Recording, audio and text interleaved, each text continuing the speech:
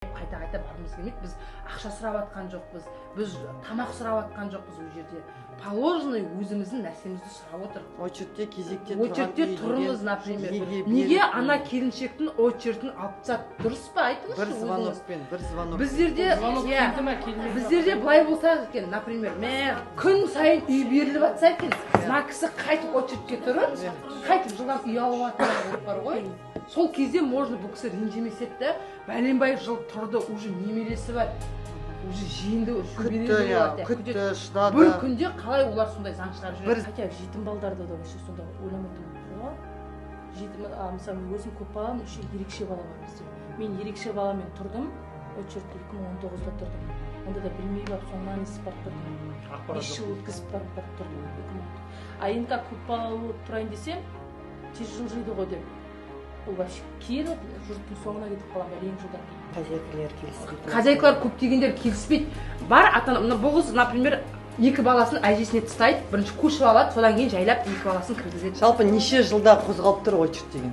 Мен дейтін өзім жалпы 2015-тен бері. 2017-де не істедім? 18, 19, 20, 21, 22, 23, 24, мен 7 жыл болды әлі. Сенікі 2015-тен бері да? 16-тан. 2016-тан бері. 2015-тен бері тұр. 15 әлі алған жоқ. 2007-ден тұрғандар бар еді. Мен 2007-мен жерде. Үйді айтып қойын очередь. Жерде тұрсыз. Жерде тұрмын. Жерде де жоқ, хотя бы. Не жерде бермейді. Көп балалы аналарға, аз қамтылған отбасы, жалғыз басты аналарға кішкене жеңілдік жағын қарастырсаңыздар дейміз. 350, Сандуғаш Сырымғазының қарауында 350 аналар тек қана іріктеліп жұмысыңыздан сұранып сізбен тікелей байланысу үшін келіп отырмыз, былай айтқанда. Рахмет, Алла разы болсын сізге. Енді осы тиімді бағдарлама шығарсаңыздар дейміз. Тиімді бағдарлама. Парламентте көтерсеңіз, без первоначальнымыз, носа кредитный историяға қарамайтын болса, 15 жылға айына 80 мың теңгеден төлеп тұратын болса, әр отбасы үйді өзі үшін алып алады.